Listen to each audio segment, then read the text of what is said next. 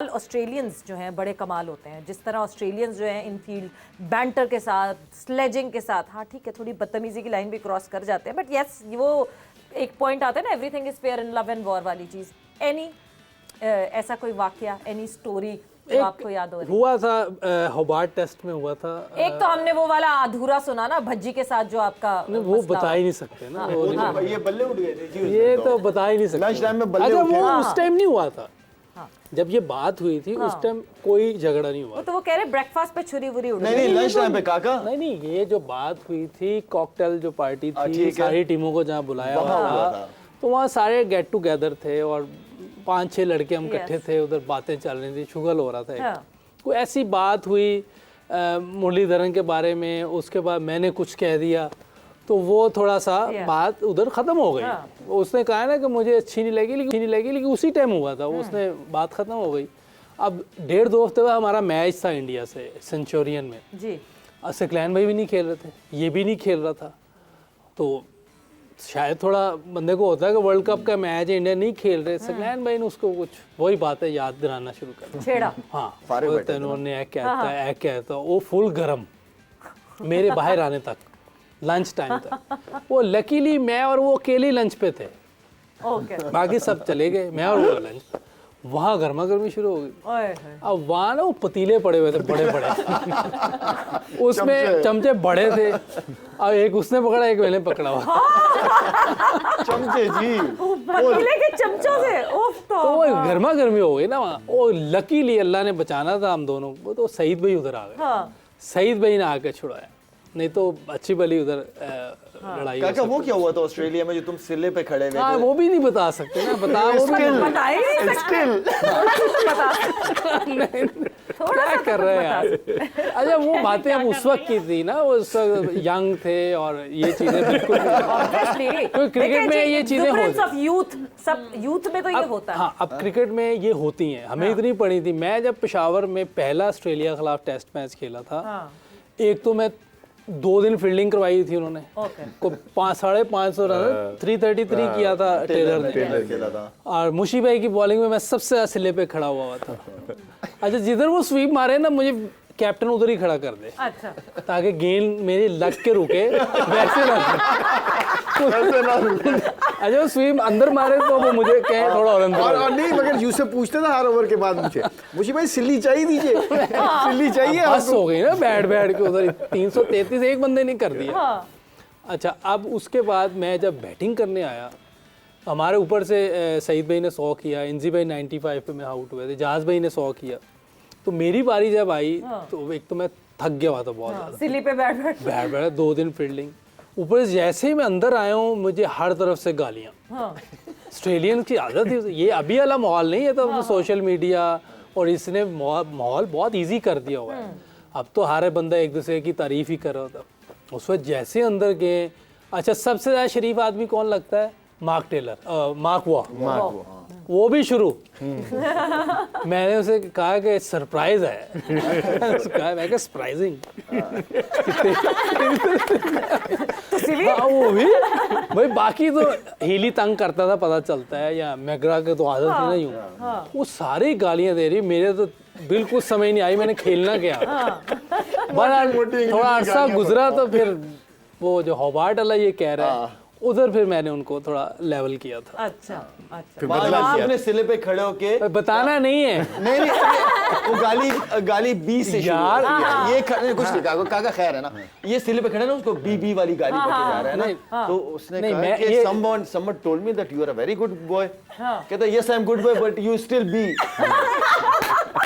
अरे मेरी लड़ाई नहीं थी ना उस वक्त इतनी, वो लड़ाई हो रही थी सकलैन की और उसकी, वो बीच में मेरे साथ भी हो गया था, फिर मैंने उसको छोड़ा। वो कहते हैं ना जब ये मुश्किल पड़ती है तो आप उसमें तैरना सीख लेते हैं। नहीं अब तो हमें आइडिया हो गया था ना ऐसे तैरेंगे। भाई हम जाके बॉलिंग कर रहे होते थे, तो जब बॉलिंग में ये ऑस्ट्रेलियन थे या जो वेस्ट इंडीज वाले थे, अब एम्ब्रोज हो गया, कॉटनी वॉश हो गया, मैं कराची टेस्ट मैच में मैं बैटिंग करने जा रहा हूँ, तो सिर्फ आवाज़ें एक आ रही हैं कि इसको आउट नहीं करना, वो अपना अंग्रेजी में कह रहे हैं, इसको आउट नहीं करना, इसके अब ये मेरे कानों में पड़ रही हैं और मैं गया हूँ जाके, मैं हंस रहा हूँ सबकी तरफ, और सारे कह रहे हैं इसके मुश्ताक के ना हाथों पे गेंद मारनी, और 2-3 विकेटें अल्लाह ने दिलवा दी थी पहली इनिंग्स में, तो वो रिचर्डसन और रिचर्डसन, ड्यू जॉन और ये सारे, अब मैं बैटिंग करने जा रहा हूँ, उधर से कॉर्टनी वॉश भाग रहा है, तो मेरे जेहन में क्या चल रही है, उन्होंने कहा कि इसके हाथ तोड़ने हैं, तो इसका मतलब बाउंसर मारेगा। मैं जाके लेग गार्ड लिए, तो मैं सिर्फ हंस रहा हूँ कि शायद मैं से मजाक करके मुझे कह देंगे इट्स ओके, नो प्रॉब्लम। मुझे कोई उन्होंने नहीं किया, उन्होंने सिर्फ आवाजें पीछे से don't get him out, you know West Indies का एक स्टाइल था वेस्ट इंडीज का, don't get him out, you know hit his fingers, इसके हाथों को तोड़ो। तो मैं अब वो कॉर्टनी वॉश भाग रहा, अब वो तेज भी भाग रहा है, अब वो गेंद वो आपको पता 6-6, 8-8 फुट लंबे कद के, तो पहला वो गेंद आया, जब उसने जंप किया ना तो मैं नीचे बैठ गया। जब मैं नीचे बैठा हूँ तो उसने यॉर्कर मार दिया, मेरे हेलमेट पे लगा सीधा गेंद जाके, पहला गेंद ही मेरे हेलमेट पे लगा जाके, और मेरा ख्याल मुझे एलबीडब्ल्यू दे दिया गया था जब मेरे हेलमेट पे लगा। नीचे बैठे प्रॉब्लम थी ना मुशी भाई, ऑफ द फील्ड जो जूते पहनते थे वो ग्राउंड में पहन नहीं सकते थे ना, वो गोविंदा वाले बड़े बड़े। तो ये जो छोटी छोटी चीजें होती ना, ये बहुत हम इंजॉय किया करते थे। मतलब सिद्धू को मैं छेड़ रहा हूँ कनाडा में सारा कप में ना, बैल्कोनी के नीचे थर्ड मैन पे फील्डिंग कर रहा है, तो उस गेंद आती थी तो थ्रो कर, थ्रो बिल्कुल उसकी फजूल थी, मतलब ऐसे जाके जाती थी, मैं जाके उसको क्लैपिंग करता था, तो वो समझ रहा था कि क्योंकि मेरे बड़ी दोस्ती थी उनके साथ, तो मैं कह रहा था सिद्धू पाजी क्या थ्रो कर रहे हो तुसी, यू नो लग रहा है तुसी बहुत जबरदस्त थ्रो कर रहे हो, थैंक यू मुशीपा, थैंक यू। नीचे से मुझे शुक्रिया अदा कर रहा है। 4-5 बार जब 4-5 दफ़ा उसने थ्रो की ना, तो 5वीं दफ़ा 6ठी दफ़ा मैंने कहा सिद्धू पाजी की थ्रोआ कर रहे हो तुसी मुंगिया का लक भन दिता। वो कहते वो किस तरह सिद्धू, आगे से कहते वो किस तरह मुशीपा, मैं क्या वो इंज जाके गेंद इंज करके थोड़ी थ्रो फड़ रहे है, इसका मतलब है कि उसके कमर को झुकना पड़ता है हर दफ़ा। तो मुझे कहता अच्छा पहले पिपल के दरख्त के उत्ते बिठा के सानू फिर धक्का मारने लगे हो तुसी। मतलब इस तरह की बातें हमारी अक्सर चला करती थी। मजे मजे के ये किस्से, जाहिर सी बात है दिल ये चाहता है कि रुके ना, मगर जो ये जिस तरह के बैंटर और जिस तरह की मजे के इवेंट्स की बात हो रही है on the field, of the field, कल शाहीन शाह आफरीदी जब मिले बुमराह से, कल वो बेसिकली वो वीडियो लॉन्च की है, पीसीबी ने वो वीडियो कल दिखाई है, बुमराह से जब मुलाकात हुई शाहीन शाह आफरीदी की, तो क्या जेस्चर था वो जेस्चर भी हम आपको जो है वो स्क्रीन पे दिखाना चाहते हैं। This is something which is happening which is really good.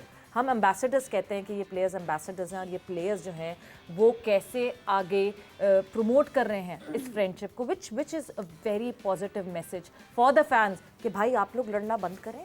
Banter अच्छी बात होती है, बट ये जो लड़ाई और बेइज्जती एक दूसरे की करनी होती है वो नहीं करनी चाहिए। थक नहीं रहे बुमराह, थैंक यू कहते कहते। This was so surprising for him, which is very visible, कि बड़ा बहुत सरप्राइज मिला एकदम से उनको। जी बिल्कुल, अक्सर ये देखा जाता है कि ये लड़कियों में ज़्यादा होता है कि एक दूसरे को ज़रा गिफ्ट दिए जाएं, क्योंकि जब बिस्मा की बेटी भी ऑब्वियसली ट्रैवल करती थी तो एक वो भी वीडियो भी बहुत वायरल हुई थी, वो सारी इंडियन टीम। तो ये बहुत एक अच्छा कह लें जेस्चर है जो शाहीन की तरफ से आया है। वो हमेशा से कह लें ग्राउंड के अंदर तो दिल जीतते ही हैं, ग्राउंड के बाहर भी उन्होंने लोगों का बहुत दिल जीता है। अच्छा वैसे शाहीन को क्योंकि अंडर 16 अंडर 19 के कैंप में काफ़ी कोई 4-5 साल मेरी एसोसिएशन रही एज ए कोच उसके साथ, is a very humble guy actually. जो उसका अग्रेशन ग्राउंड के अंदर नजर आता है तो यू नो बड़ा हम्बली, वो बड़ा अदब वाला बच्चा है, यू नो लाइक उसके अंदर अल्लाह ने एटिकेट्स ऐसे रखे हैं जहाँ पे भी मिलेगा जाके खुद चल के आके सलाम करता है, यू नो छोटे छोटे मैनरिज्म जो है ना दिलों को जीतने वाले वो मिस नहीं करता। सो यू नो जो अभी उसके अल्फाज थे कि एक बुमराह और बुमरे की तरह बने, ये कम्प्लीमेंट्स भी दे रहा है और उसके लिए दुआ भी उसके बेटे के लिए। बिल्कुल जी, बहुत अच्छा, बहुत जबरदस्त जेस्चर था।